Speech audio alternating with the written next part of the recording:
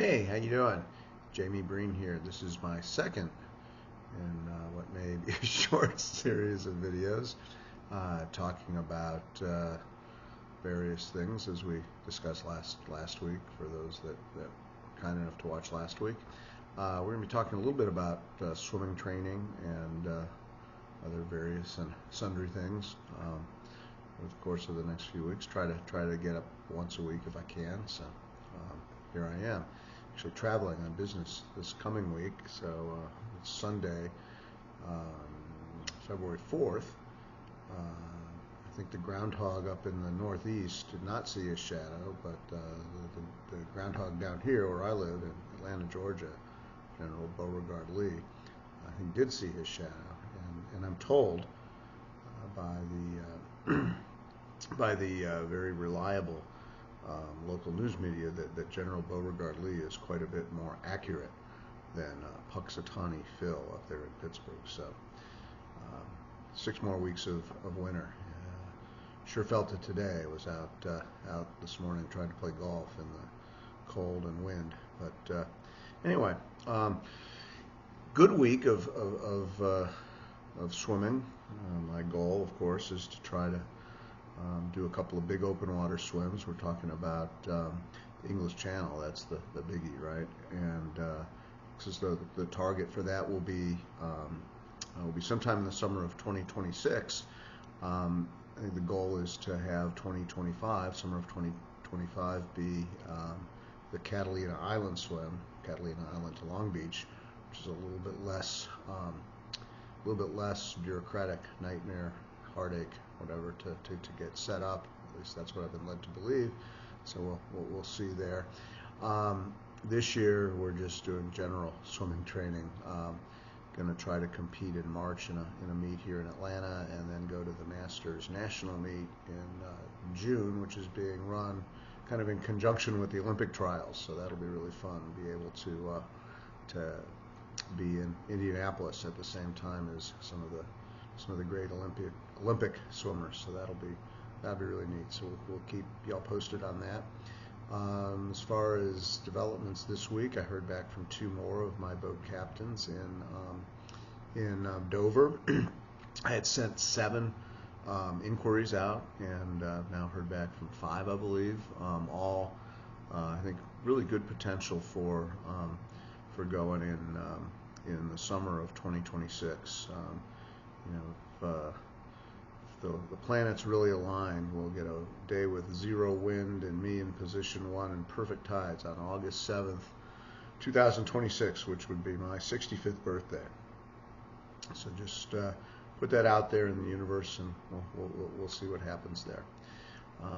What else going on? So the training this past week, good week of training. Again, we're not nearly to the level of yardage, intensity, etc. that we'll need to get to in order to make a successful launch a successful campaign to do the channel. But this past Monday, we went 4,400 meters in the 50-meter pool at Dynamo in Atlanta, where I've been swimming. Long course Monday. The pool we swim in the Masters group at Dynamo it's a 50-meter pool that's 25 yards across, and there's a semi-permanent temporary structure around it, so you're quasi outside, although there's a big heater and whatnot, and the water's heated. It was cold 2 weeks ago, last week, the week before last, and the heater couldn't really keep up, so that water was cold. But again, as a guy with designs on the channel, you shouldn't really be complaining about 70-something degree water, because it's going to be a whole lot colder when we go in the channel. So anyway, 4,400 meters on Monday in the long course pool, and then actually Tuesday I didn't swim, we did strength training. Wednesday they had switched the configuration back to the 25-yard or across the pool, widthwise pool. Big yardage day there, went 4,750 yards. Fairly challenging workout there. Thursday morning went in at 5:30, swam 4,400 yards, a lot of stroke, a lot of individual medley work. Um, I was, to the extent I was anything in college, I was a 200-yard butterflyer, and I can hardly swim butterfly anymore. So it was definitely a challenging day Thursday to have to add some of the butterfly stroke into the mix. Friday swam 4,700 again, short course yards. So that was a good week. Really trying to get my yardage up a little bit again. Sort of just under around 18,000 yards this week. I'll need to get that up just for perspective. I'll need to be in the 50 to 60,000 yard a week range as we near the fateful summer of 2026. So, but you know, it's a 4 workout week, my first one in a while. That's the target now, is to do 4 swimming workouts a week alongside of a strength training session. The strength training I'm doing is something called Body 20, which is you put on one of these electro suits and they zap your muscles while you do a short strength training workout with a trainer. Supposedly it amplifies the muscle building effect to the point where a very short workout is the equivalent of a couple hours in the weight room. So we'll see whether that's true or not. But I'm a month, I guess, into the Body 20, and so far so good. You're sore a couple days afterwards, but I do feel as if I'm gaining strength. And for people that are engaged in athletic stuff, as you get into your 60s, protein intake and muscle building become way more important. Not that they aren't always important or weren't always important, but that becomes more and more important as you get older, as I'm learning. So anyway, that's a little bit of a download on the swimming this week. Again, pretty good. Felt pretty good about it. Feeling like I'm swimming pretty well. A little broken down on Thursday after that big workout on Wednesday, but no, it's to be expected. So.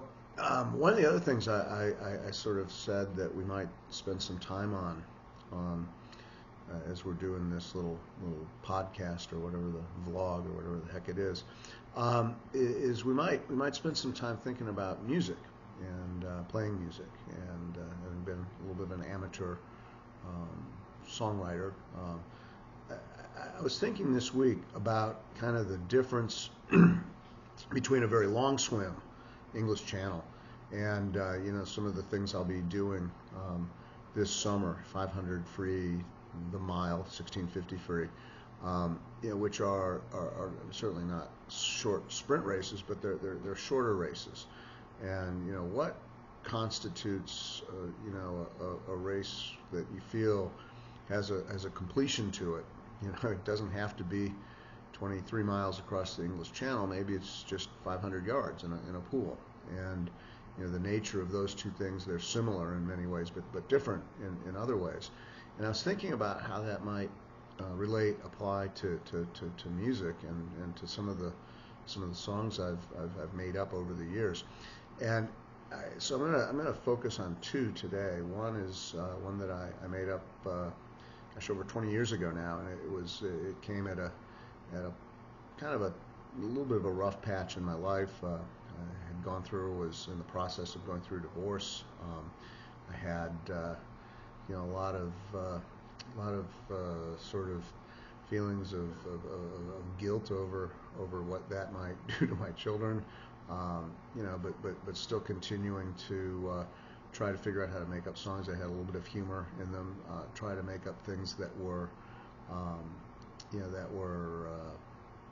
somewhat personal to me, but at the same time seemed to have enough of a general message that someone else that heard it might find something in it as well. And that's always a challenge. Some of the stuff some of the songs that I've made up have nothing to do with me at all. Some of them have a lot to do with me. This one did have quite a bit to do with me and my life and some of the things that were going on in my life at the time. Also, it's a kind of a traditional. I'm not going to say it's long. It's certainly no long for me. It's 3.5 minutes. Maybe I should rephrase that. But this is a song that's what I'd call a traditional pop song. 3 verses, chorus, middle 8, and I'm sure as you hear it, you'll be able to figure out the places that I ripped off in order to make the song. And so I'll do that, and then talk a little bit about it, and then we're going to do one that's a much shorter song. It's only really a single thought, and I tried for years to make it more than a single thought, and I finally realized that sometimes a song is just a single thought. It doesn't have to have middle 8s and 2 choruses and lots of verses. Sometimes you can get it done in a much more simplistic way, and this is a song actually that I made up about a friend of mine, sadly, that passed away. It's probably 5-6 years ago this happened, and she was a friend of mine in kind of younger adolescence, and she passed away from breast cancer. And we used to hang out at her house all the time when me and my friends when we were 8th grade, 9th grade, that kind of time frame. So we'll do that, much simpler, and I don't know whether either are better or worse, but it's just something I've been thinking about this week. So I'm going to pull out the trusty Gibson J100 Junior here. I've had this guitar since, I should back this up. High quality production back. You can't get too far from the microphone, so screw it. So anyway, I'll show this. You can see this is a Gibson J100 Junior. Vintage about 1993, I think. I got it in 1995. It had sat in a music store for a couple of years, unloved and unwanted until I got it. Very low frills for the Gibson J-style guitars, but I found this one has fantastic tone. And so anyway, so this is a song. It's called "I Don't Deserve You," and it's, hopefully we've got a little bit of humor, a little bit of guilt, some 80s pop culture references. So we got it all here. If I can remember, there was a one-eyed man. Oh, I already fucked it up. All right, here we go. There was a one-eyed man trying to see the best he can. Failure's hard to take. Trying to figure your big mistake. I don't deserve you. I can't endure you. Wish there weren't so much at stake.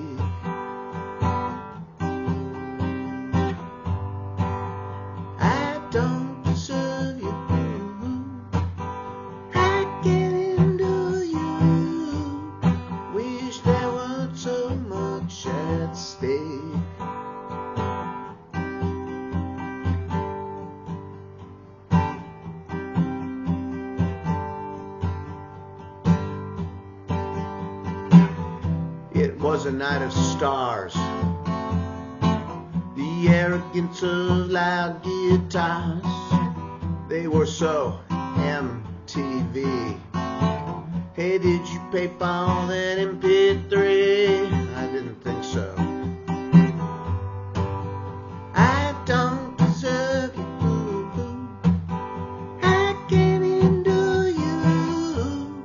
Wish there weren't so much at stake.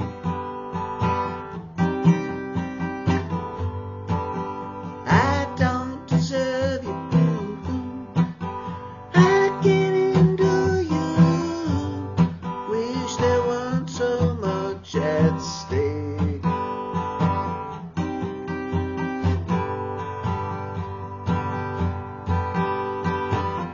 One day when it all comes out, you'd be surprised, masquerading behind reasonable doubt. Oh, the truth is all lies.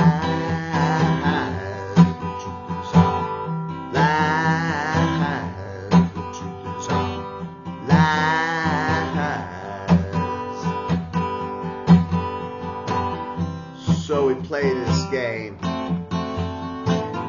Suppose the beach going insane. Cards against the vest.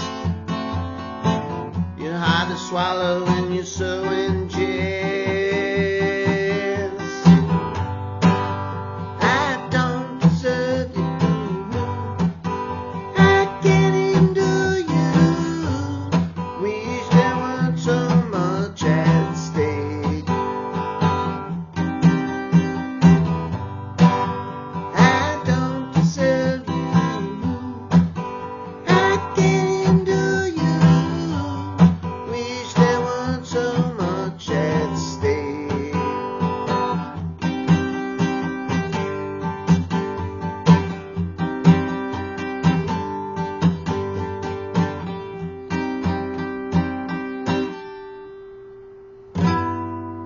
Ooh, got that little Beatles chord at the end, huh? Actually, the Beatles really one of the places where I stole that. A lot of B minor. But anyway, so that's that one. Actually, where I really did steal this is there's a song on the Elvis Costello Punch the Clock album called Invisible Man. And now I'm the invisible man. I love that C minor to G change, so that's where that came from. Okay, so that's that. As I said, quite a bit going on. There's people and concerts that I went to, and people holding their cards against the vest. That's a specific reference to a friend and neighbor, and so all sorts of shit going on there. And like it was very cathartic to write that one. Remember one sort of at the time I did avail myself of some professional help. Many people have thought that's a good idea across my life, but I was chatting with this therapist about this, and I'd written down these lyrics, and she got very, very, oh gosh, that, the middle eight where it's talking about the truth is lies and shit. That's, oh, that's very good. Well, actually what it was the meter fit, and I wanted to have the G go back to the C go back to the G, and there it says it's for that change, because, it may be deep, but it's a goddamn song, so you have to move it along. I don't know much about songwriting, but I do know that, it's not just poetry with music. Maybe it is. So anyway, this is the second one. This is a much simpler idea. This is the one idea song, and it took me a long time to realize that having just one idea in a short song is okay. So here we go. Sitting in your basement after school, 8-track tapes and bumper pool. When you're with your friends, you don't need to be cool. That's what I learned there after school. Ah, those were such simple days. Somehow they never really went away. Now you should put the home in my hometown. Feel it in my bones now that I'm gone. I know that you and me and all of our friends one day playing bumper pool again. Oh, those were such simple days. Somehow they never really went away. Now, one more. Sitting in the basement after school, 8-track tapes and bumper pool. When you're with your friends, you don't need to be cool. That's what I learned there after school. Woo, there you go. So much simpler, probably better song. It doesn't have all that other stuff in it. So I guess a 500-yard swim, we can pull it off, would be great. And a 23 mile an hour wind, 23-mile swim will be great. You can pull it off. Anyway, everybody have a great week, and I look forward to talking to you again.